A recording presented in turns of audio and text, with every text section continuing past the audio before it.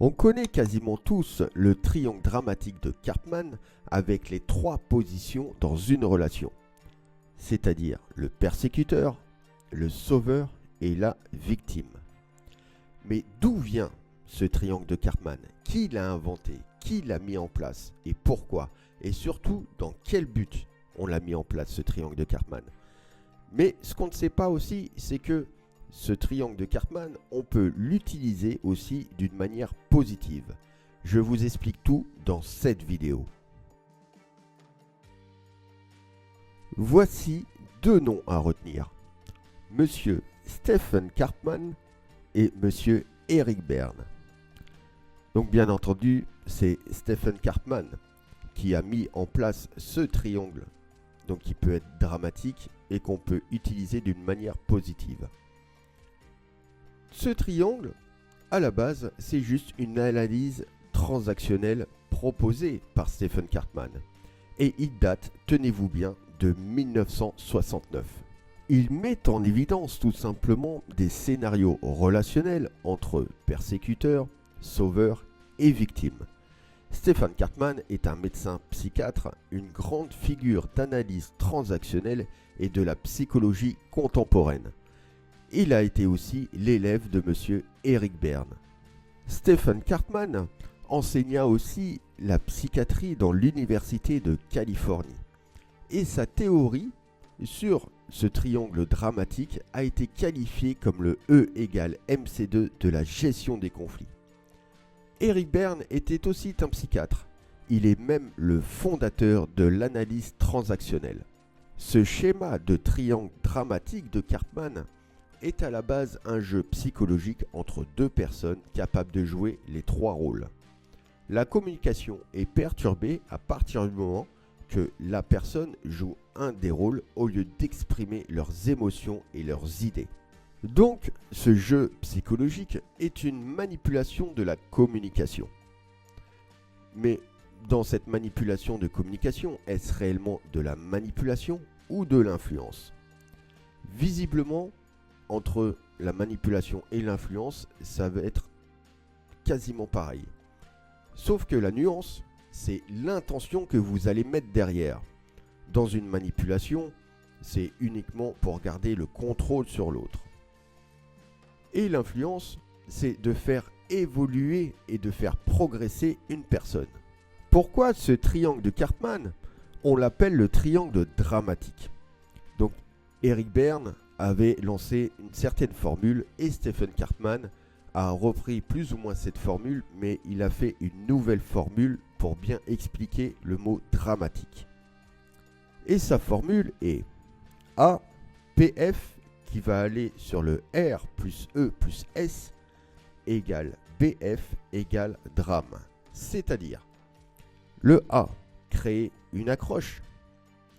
PF, c'est par rapport au point faible de la personne qui est en face, qui va aller directement le R qui est une réaction, plus le E, une escalade, plus le S, un renversement des rôles que l'on nomme un switch, qui va nous donner un bénéfice final qui, à la fin, va nous donner un drame. Voilà l'explication et la formule pour expliquer le mot dramatique. Pour le rôle du persécuteur, donc en fait, il va confondre entre exprimer sa position de façon puissante et exprimer sa position de façon violente. Donc bien sûr, il aura des croyances et des comportements. Donc au niveau de ses croyances, elles seront inconscientes et elle sera à risque. Comme ses croyances, j'ai plus de valeur que les autres. J'ai le pouvoir que l'autre se sente mal, redevable, minable, coupable. Pour gérer la situation, il n'aura pas le choix d'agresser ou de critiquer les autres. Et au niveau de ses comportements, ça sera un comportement agressif et des attaques, comme dans son discours. Il y aura de l'ironie, du sarcasme, de la dérision. Au niveau de sa voix, elle sera cassante, froide, dure, cynique et méprisante. Au niveau du visage, que ce soit le visage, le corps ou les gestes, c'est une communication non verbale. Donc ça, on peut très bien le détecter. Au niveau du visage, on va avoir de la colère, une mâchoire serrée, des sourcils froncés. Les gestes, ils peuvent être absents, brusques, tranchés et grossiers. Et au niveau du corps, il peut être froid et rigide, tendu et menaçant. Pour le rôle du sauveur, il va confondre entre proposer de l'aide et voler au secours des autres qui n'ont rien demandé. Au niveau de ses croyances, bien sûr, elle va être inconsciente et à risque. L'autre aura de la valeur uniquement si je l'aide. J'ai le pouvoir que l'autre se sente mieux tout en le plaignant de ne pas être capable. Plus d'autre choix de donner mon aide devenu incontournable. Au niveau de ses comportements, c'est une suffisance mêlée d'impuissance. Au niveau du discours, il aura un discours aidant et complaisant de mettre l'autre en victime. Au niveau de la voix, elle va être consolante, rassurante et va créer aussi des excuses à ce faible qui tente de le sauver. Au visage, il va être frustré de ne pas réussir à sauver l'autre.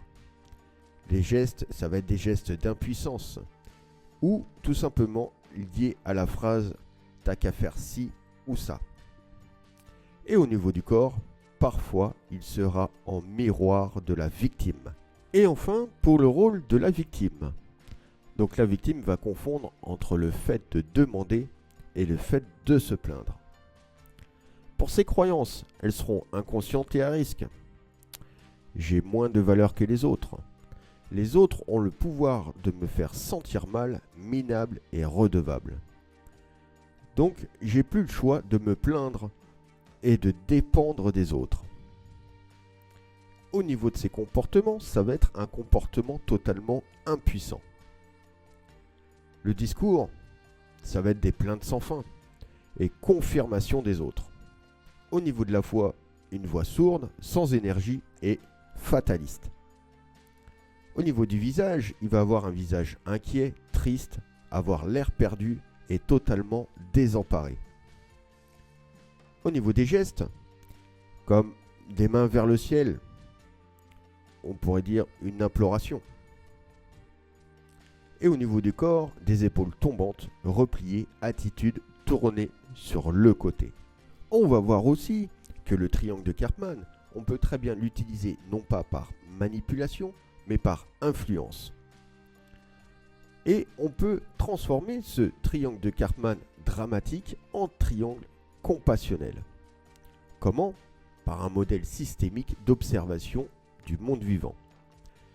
Dans ce cas-là, on ne parle plus du tout de rôle, mais on va parler de position positive. Et on va garder exactement les mêmes initiales. Donc dans le triangle dramatique, bien sûr, c'est quelque chose de négatif. Et dans le triangle compassionnel, c'est quelque chose de positif. Comme on disait, on va garder exactement les mêmes initiales, donc on va parler plus de P+, S+, et V+. Dans la position P+, donc expression à la fois puissance, de la présence et du projet. Une personne en P+, affirme sa position, propose des pactes, donne les permissions et utilise son pouvoir sans abus. Le tout sans agressivité, sans violence et surtout sans attaquer l'autre. La position S+, expression à la fois du soutien, de la solidarité et du support. Une personne en S+, offre de la sécurité, propose ses services, apporte de la sympathie et sollicitude sans étouffer l'autre. Le tout sans pitié, sans imposer son aide à l'autre. Et la position V+, expression à la fois de la vulnérabilité, de la volonté et de la vision positive. Une personne en V+, montre de la vitalité, preuve de vaillance malgré le danger. Affiche sa vigueur et fait le vœu de s'en sortir en exprimant ce dont elle a besoin. Le tout sans se laisser abattre, sans se plaindre, sans quémander. En résumé, en P+, je m'affirme. En S+, j'offre de l'aide. Et en V+, j'exprime mes besoins. Pourquoi est-il si important de connaître le triangle dans une relation toxique? Déjà, savoir dans quel rôle vous vous positionnez. Comme par exemple, si vous vous positionnez en rôle de victime, le problème c'est que vous serez dans le sacrifice, c'est-à-dire à vouloir sauver l'autre ou sauver votre relation. Donc, vous serez totalement toxique pour vous-même. Toxique aussi par rapport à votre bien-être. À votre bien-être, je ne parle pas de santé mentale, car c'est l'autre personne toxique qui va créer une mauvaise santé mentale. C'est que tout simplement, vous allez rester dans cette relation et vous allez créer votre propre blocage pour vous tourner dans une autre relation qui peut être beaucoup plus stable et harmonieuse. Savoir aussi dans quel rôle se positionne la personne toxique. C'est-à-dire que ça va nous permettre de déterminer si vous êtes réellement dans une relation toxique ou pas. Et se poser vraiment la question si vous voulez vraiment et réellement rester dans cette relation ou pas. Et je rajouterais aussi savoir qui on a en face de nous. Est-ce qu'un pervers narcissique? Est-ce tout simplement un manipulateur? Un manipulateur narcissique sans être pervers, bien sûr. Borderline. Il faut analyser l'intérêt de l'autre et se protéger ou protéger que l'autre n'a pas. Et enfin, connaître les manipulations pour anticiper, pour se protéger.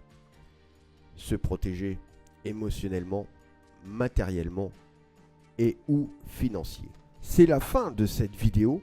J'espère que vous avez appris énormément de choses sur le triangle de Cartman. Et comme on l'a vu, bien sûr, le triangle dramatique de Cartman, c'est quelque chose de très négatif.